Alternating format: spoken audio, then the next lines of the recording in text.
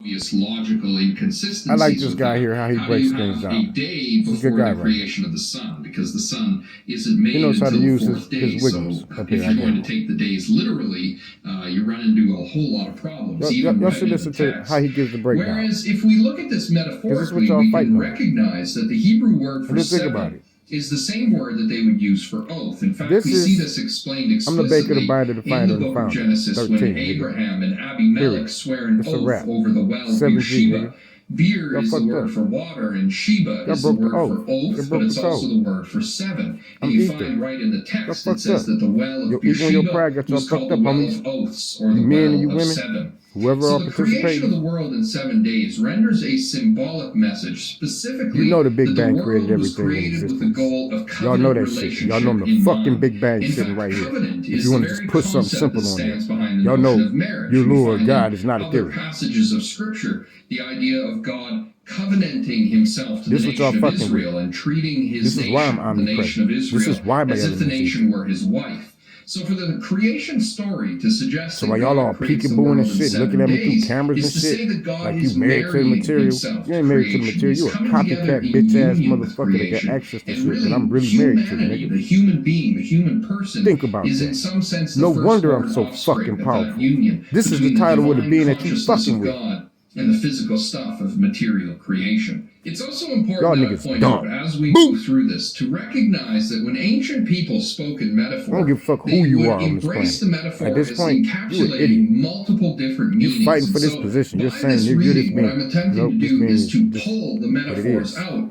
But the issue is that you end up, if you take those metaphors and you extract the mystical truths out of them, it can become difficult to contain or maintain a consistent theme, a consistent plot line in the text. You know, you end up saying the same thing multiple times, and it can start to look a little bit contradictory. And that's due to the fact that metaphors can contain multiple layers of meaning. And so it becomes a real challenge to pull these metaphorical, poetic meanings up out of the text onto a literal level, because you end up really convoluting the text, and you really begin to appreciate why our ancestors chose to use metaphors so often, and why in fact dreams still continue to use metaphors, because metaphors are much more efficient in the sense that you can get a consistent plot line, a consistent story, while containing multiple different layers of meaning. And so for that reason, I don't want anyone to listen to this and to think that this is all there is to this text, that I'm pulling everything out of this that there is to be known in the creation story. Rather, I'm introducing this as an opportunity for people to see how a mystical reading of biblical scripture can be done, and how we can in fact pull different meanings out of the symbols within the text. So without further ado, I'm going to begin our reading, and I'm going to start in John chapter 1, where we read, "In the beginning was intelligence. Wisdom and intelligence was with God, and the intelligence was God.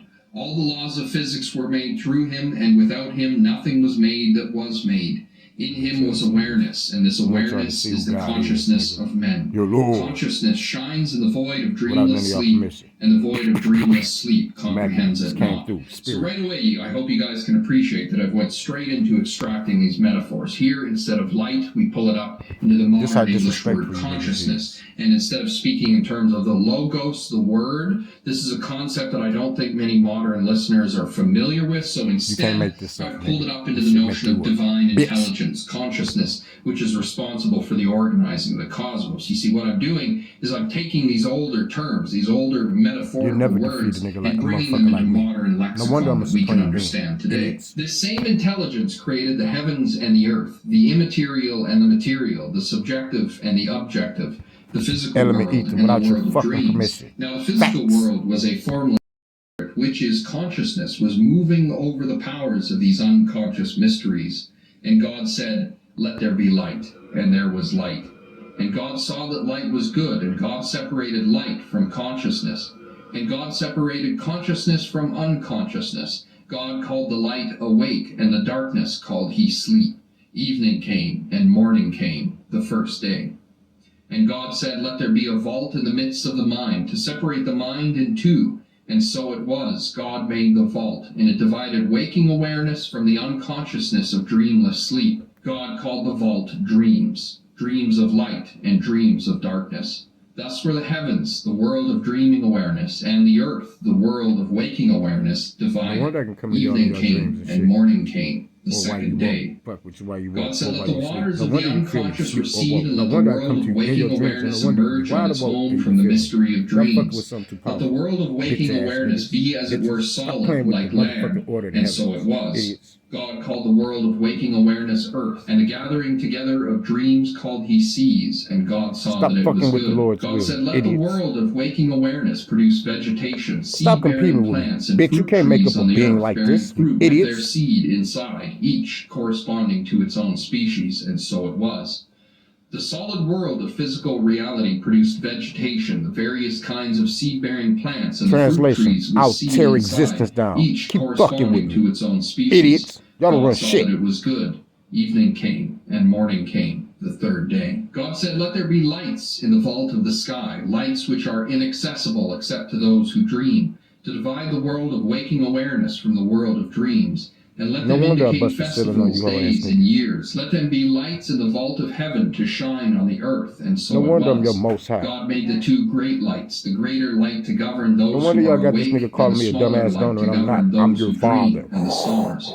God set them in the vault of heaven to shine on the earth, to govern waking and sleeping. God saw that it was good. Evening came, and morning came, the fourth day. God said, let the waters be alive with a swarm of living creatures, both inwardly and outwardly, both consciously and unconsciously. And let the birds wing their way above the earth across the vault of heaven as well as across the vault of dreams. And so it was. God created the great sea monsters, the shadow archetype, and the instincts which haunt people's dreams.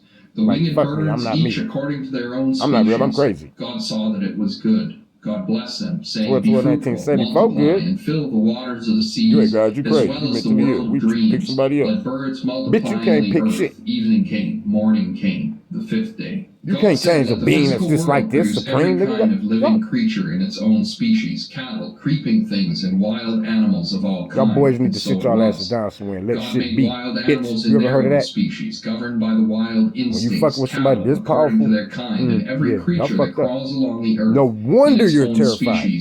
God saw that it was good. It's not helping you any. God said, let us make a full habitation for my consciousness. I'm literally fucking y'all insides up. Let us fashion a physical form to manifest the y'all literally consciousness sitting here divine. watching me kill y'all Let asses. them Sitting be here smoking incarnations this of our authority, keeping pussy away from y'all that shit. Dying. The sea, how's the it feel? birds of the heaven, the cattle, and all the You'll wild probably die things cock and all the blocking. How's that feel? creatures that creep along the ground. God created man after his own qualities, the qualities appropriate to himself. In the likeness of God, he created male and female alike. Male and female, he created them.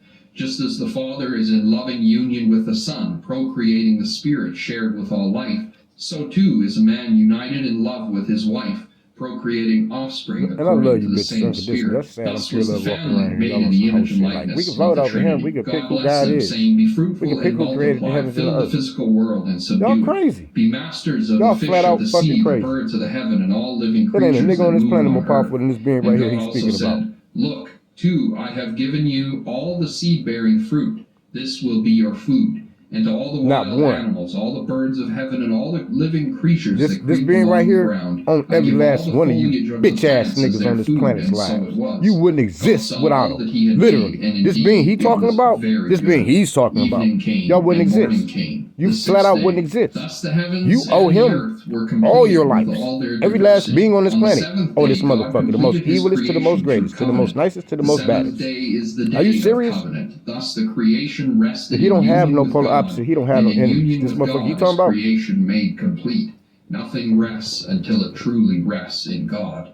Therefore God blessed the covenant day and made it holy, because on it creation was married. There's a supreme being scheduled to come back that he's talking Thus about. did the That's this physical being. and the spiritual come together. This Revelation of the 13th again. constellation, Such that's is who the he talking story about. Of dreams and waking life. So and whoever how the they were 13th made. constellation is walking around here, really that's who he's talking about. In inserting within the text a variety of references that turn us inward to this mystical reality. See why he not prejudiced? To as the world of dreams. See why he don't pick sides between men and women? It's important to discern here and they killed him. that when I speak about the world of dreams, he's immortal. I'm not talking about commonplace dreams. I'm not speaking in terms of, y'all niggas gonna kick y'all asses in the ass after this one. Condition where in Bye. which people come into Get your a shit waking together. condition. You're my son. Transform. Bitch ass niggas. It's not an option.